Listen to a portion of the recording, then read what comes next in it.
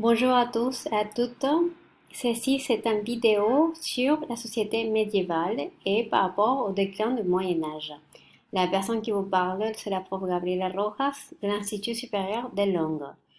Donc, faut se rappeler que le Moyen Âge est établi avec le début des différentes dynasties, comme celui de Mérovingiens, les Carolingiens et finalement les Capétiens.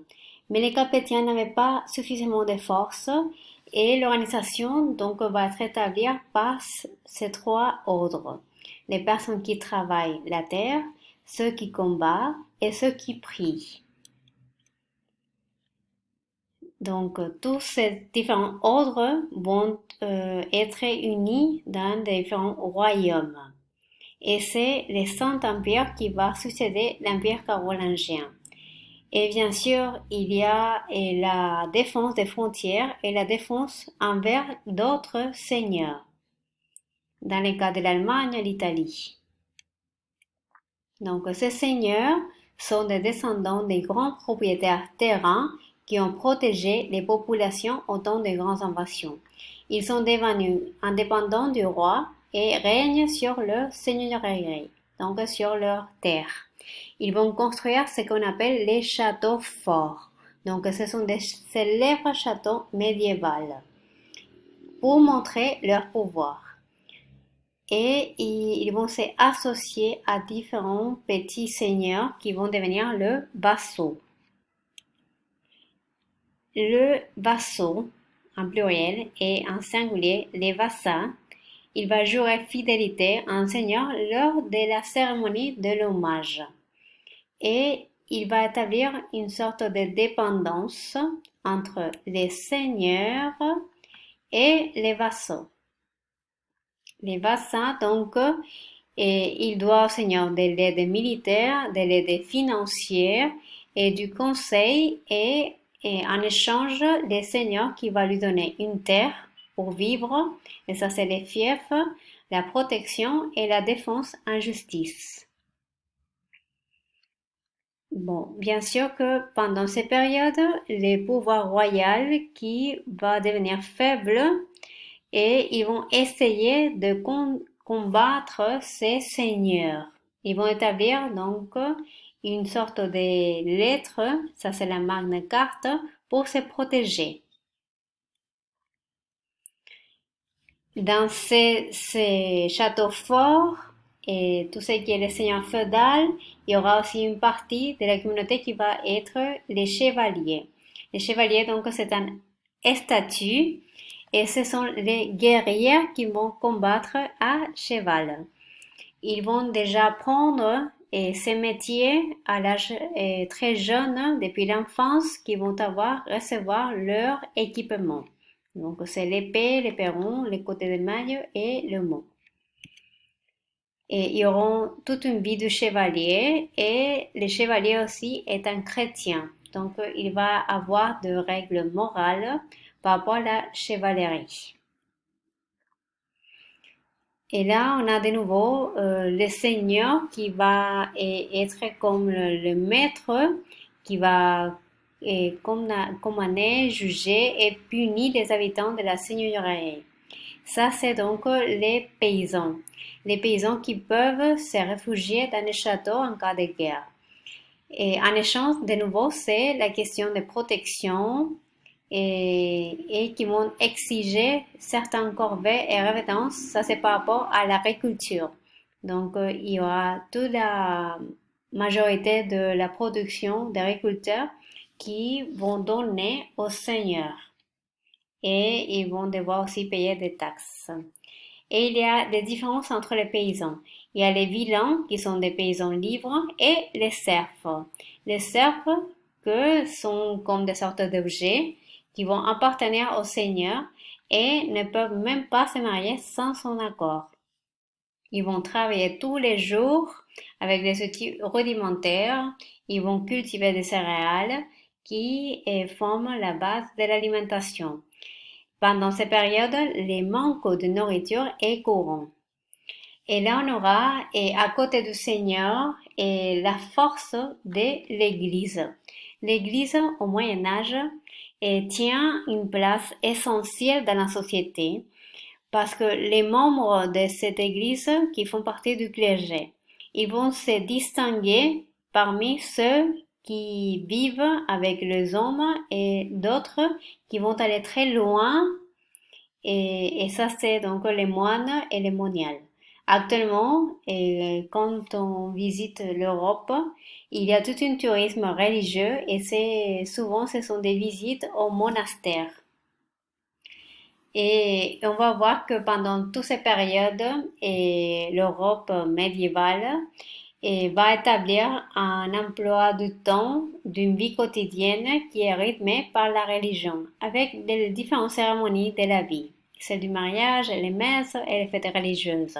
Les faits d'appeler une personne par rapport à la fête du sang, par exemple, ça vient du Moyen Âge.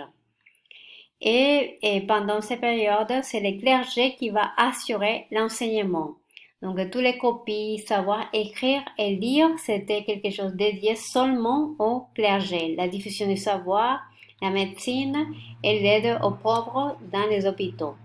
Donc, ça, c'est les hiérarchies sociales pendant le Moyen Âge. Il y aura la royauté, les riches, les nobles, les clergés, et puis il y aura les seigneurs et féodales, les chevaliers, et tout en bas de la pyramide sociale, il y aura les artisans, les paysans, les commerçants. Et là, c'est qu'ils vont apparaître ces personnages historiques qui s'appellent les troubadours. Les troubadours qui désignent un artiste qui s'exprime en langue d'oc ou d'oï. Les troubadours qui vont apparaître au moment où la noblesse commence à être moins importante. Ce sont des poètes, des chanteurs qui vont divertir la noblesse et les bourgeois. Et ce sont les personnes qui vont de différents royaumes en royaume et différents châteaux forts aussi avec les seigneurs féodaux. Et pendant cette période, il y aura une période de croissance, mais aussi des crises dans l'Occident médiéval. Il y a un renouveau des campagnes, il y a une augmentation des populations. Et pourquoi on va voir cette augmentation des populations? Parce que les récoltes sont meilleures grâce à plusieurs facteurs. Il y a un réchauffement climatique, il y a les grands défrichements et les progrès techniques. Donc d'abord, les progrès techniques, ça c'est la charrue qui remplace l'arrière et offre un meilleur rendement. Donc là, on a l'image de ces charrues. Et il y aura aussi l'assolement triennal qui permet l'augmentation de les rendements en utilisant la jachère. Donc ce sont différents progrès techniques dédiés exclusivement pour l'agriculture. Les moulins à eau aussi qui vont avoir une acceptation parce que c'est aussi l'introduction de travail plutôt technique, automatisé au lieu de travail manuel de l'homme. Et cela aussi va permettre un renouveau au commerce. Donc, plusieurs découvertes des chemins de commerce et pendant cette période, les voies maritimes étaient tellement importantes et les marchands, tous les marchés économiques, c'était par rapport à l'Inde, où se trouvait tout ce qui est les soies, les épices. Ça, c'était tellement important.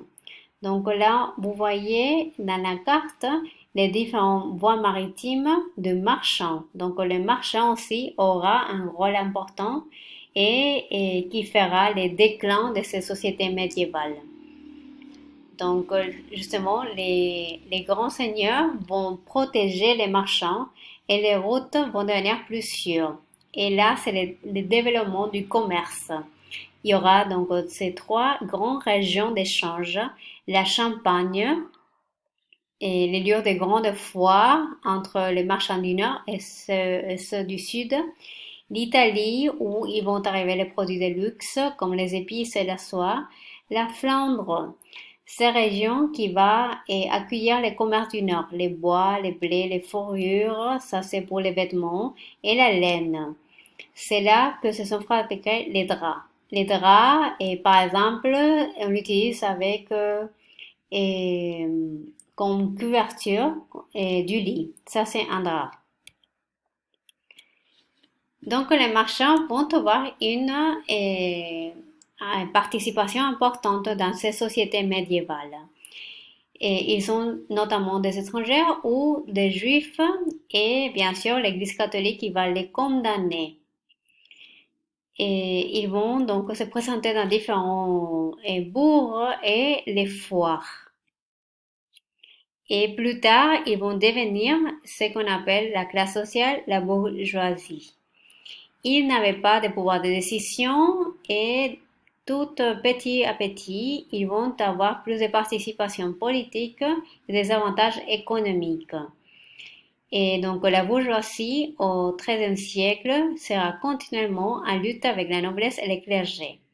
Vers la fin du Moyen Âge, donc la bourgeoisie qui va devenir importante comme la noblesse.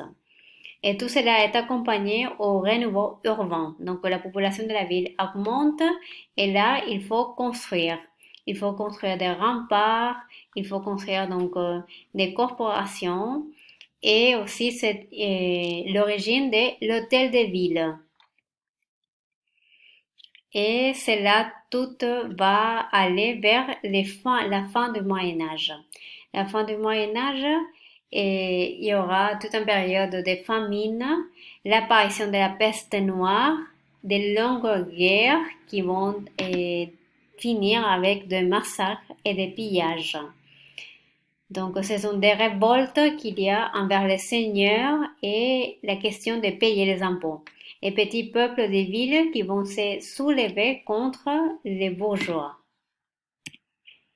Et bien sûr, la peste noire qui se considérée comme un châtiment des dieux et tout ce qui est l'accroissement de l'Église. Il y aura en France particulièrement ces persécutions du Qatar, des Juifs, des sorcières.